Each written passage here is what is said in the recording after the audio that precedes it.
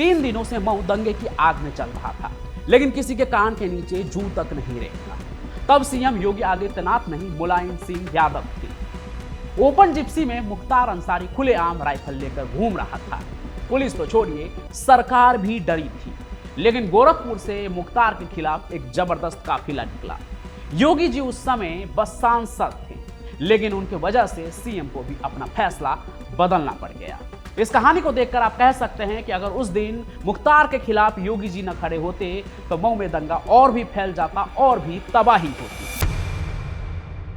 अक्टूबर 2005 उत्तर प्रदेश के मऊ जिले में एक भयावह दृश्य था। पूरा शहर जल रहा था, गलियों में आग लगी थी, घर खाक हो रहे थे और लोगों की चीखें आसमान को चीर रही थी। इस दंगे के पीछे एक कुख्यात माफिया मुख्तार अंसारी था। उसकी खुली जीप मऊ की सड़कों पर दौड़ रही थी। उसके गुंडे हथियार लहराते हुए खुलेआम कहर बरपा रहे थे। मऊ में हिंदुओं को चुन चुन कर निशाना बनाया जा रहा था। यह देखकर हर कोई सहमा हुआ था, लेकिन प्रशासन मौन था। मानो मुख्यमंत्री मुलायम सिंह यादव की सरकार जैसे ये सब कुछ देखकर भी अनदेखा कर रही थी। पुलिस सिर्फ दर्शक बनी थी। 3 दिन बीत चुके थे और मरने वालों की संख्या बढ़ रही थी। सरकारी आंकड़े सिर्फ 17 लाशों की गिनती कर रहे थे, लेकिन असल में सैकड़ों लोग या तो मारे जा चुके थे या लापता थे।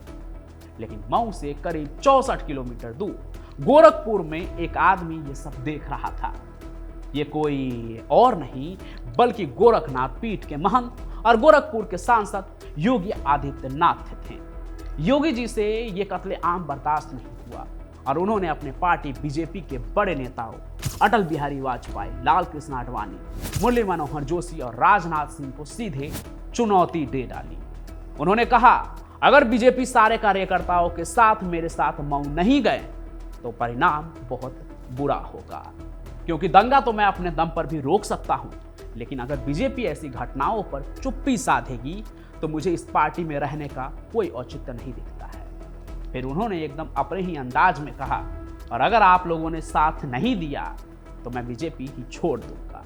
योगी आदित्यनाथ की इन शब्दों से पार्टी के बड़े बड़े नेताओं के माथे पर पसीना आ गया, लेकिन किसी में इतना साहस नहीं था कि वो खुद मऊ जाकर इस हिंसा को रोके। उन्हें डर था कि कहीं अगर वे मुख्तार के इलाके में जाएंगे तो मुलायम सिंह यादव की सरकार उन्हें रोकने की पूरी कोशिश करेगी, और कहीं मुख्तार का बस चला तो हो सकता है कि वो कभी वापस ही न लौट सके। बीजेपी के वरिष्ठ नेताओं को ये याद था कि अयोध्या में मुलायम सरकार ने कार सेवकों के ऊपर गोलियां चलवा दी थी। उन्हें तो लगा कि ये योगी का पागलपन है, वो अकेले मऊ नहीं जा सकते हैं, और अगर गए भी तो क्या वो मुख्तार अंसारी जैसे खूंखार माफिया से बच पाएंगे, जिससे पहले भी योगी जी की बनती नहीं है। तो उन्हें लगा कि योगी जी भले ही गुस्सा है, लेकिन वो वैसा कुछ भी नहीं करेंगे जैसा कि वो कह रहे हैं। लेकिन योगी आदित्यनाथ भी कोई साधारण इंसान नहीं थे। वे ठान चुके थे कि मऊ की हिंसा को रोककर ही दम लेंगे। उन्होंने 3 गाड़ियों का काफिला तैयार किया और अपने कुछ खास लोगों के साथ मऊ के लिए निकल पड़े। जब ये खबर गोरखपुर और आसपास के गांवों में फैली तो उनके समर्थकों का सैलाब उमड़ पड़ा। जगह जगह से लोग जुड़ते गए। मऊ पहुंचते पहुंचते उनके काफिले 140 से 160 गाड़ियां शामिल हो गए।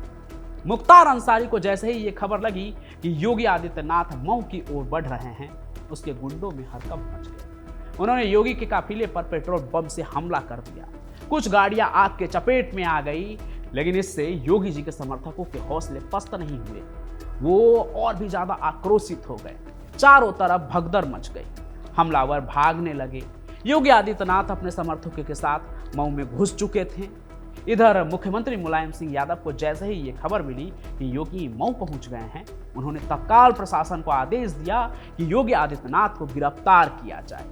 पुलिस अधिकारी योगी के काफिले की ओर बढ़े, लेकिन जब उन्होंने देखा कि हजारों समर्थक योगी के साथ हैं तो उनके होश उड़ गए। वो जानते थे कि अगर उन्होंने योगी पर हाथ डाला तो मऊ में हालात और बिगड़ सकते हैं। आखिरकार प्रशासन ने मुलायम सिंह यादव को खबर दी कि अगर हमने योगी आदित्यनाथ को गिरफ्तार किया तो हालात और भी बिगड़ सकते हैं। उनके हजारों समर्थक हैं, वे हमें भी नहीं छोड़ेंगे और मुख्तार के गुंडे को भी मार गिराएंगे। मुलायम सिंह समझ गए कि अब दंगे को जारी रखना संभव नहीं है। उन्होंने तुरंत आदेश दिया कि मऊ में दंगे को रोक दिया जाए। पुलिस हरकत में आई और देखते ही देखते हिंसा खत्म हो गई। मुख्तार के गुंडे इधर उधर छुपने लगे, लेकिन योगी आदित्यनाथ ने ऐलान कर दिया था कि अब इस शहर में कोई भी गुंडागर्दी नहीं चलेगी। मऊ की हिंसा को रोकने के बाद योगी आदित्यनाथ सीधे गोरखपुर लौटे और अगले ही दिन उन्होंने बीजेपी के नेताओं को एक बड़ा झटका दिया। उन्होंने बीजेपी छोड़ने का ऐलान कर दिया। इस खबर से बीजेपी के वरिष्ठ नेता घबरा गए। पार्टी को एहसास हुआ कि अगर योगी आदित्यनाथ बीजेपी छोड़ देंगे तो पूर्वांचल में पार्टी की पकड़ कमजोर हो जाएगी। योगी के बिना बीजेपी वहां कुछ नहीं थी।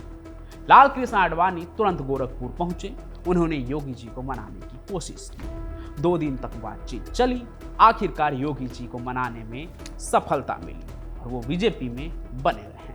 लेकिन उन्होंने एक साफ संदेश दिया, अगर अन्याय के खिलाफ मेरी आवाज को दबाने की कोशिश की गई तो मैं किसी के आगे झुकूंगा नहीं।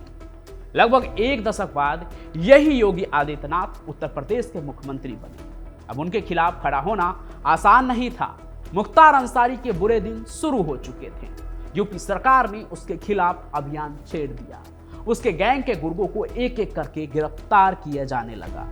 कुछ का इनकाउंटर हुआ और बाकी जान बचाकर दूसरे राज्यों में भाग गए। मुख्तार अंसारी को यह पता चल चुका था कि योगी आदित्यनाथ से टकराने का मतलब मौत को बुलावा देना है। इसलिए उसने अपनी पूरी ताकत झोंक दी कि उसे पंजाब की जेल में ही रखा जाए। उसने सुप्रीम कोर्ट में अर्जी दी, अपने स्वास्थ्य का हवाला दिया, यहां तक कि उसने पूर्व उपराष्ट्रपति हामिद अंसारी से भी अपनी पारिवारिक रिश्तेदारी का सहारा लिया। लेकिन योगी आदित्यनाथ की सरकार ने उसे बख्शने का कोई इरादा नहीं रखा था। उसे यूपी लाने के सारे रास्ते तैयार कर लिए गए।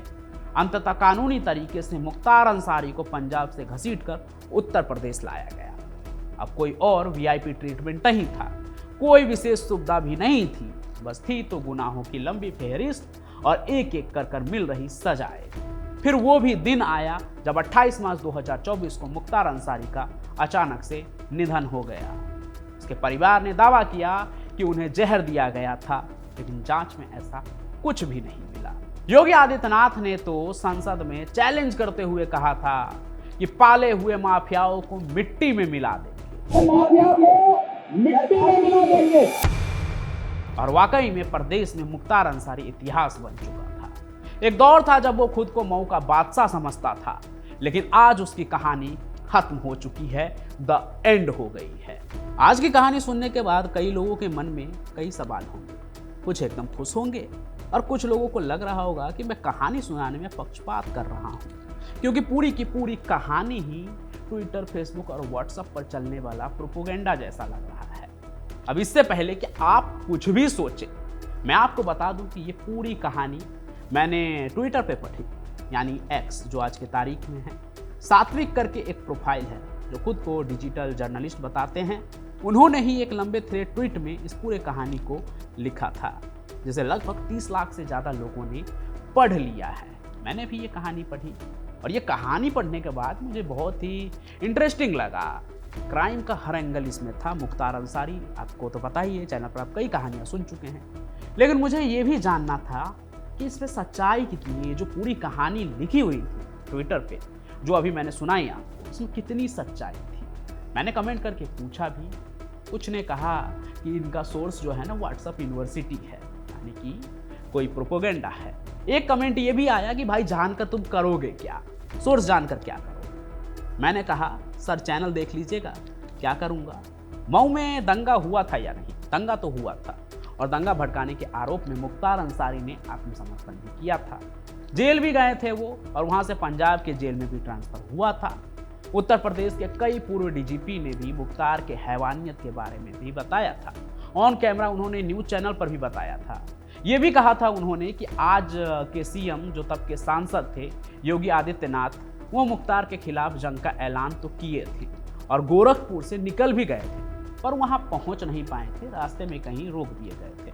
हालांकि 2 साल बाद वो फिर से उस इलाके में घुसे लंबे काफिले के साथ अपना जनसभा करने के लिए, और उस काफिले पर उन पर हमला भी हुआ था, पत्थर फेंके गए थे, और इसका आरोप मुख्तार के गैंग पे ही लगा था।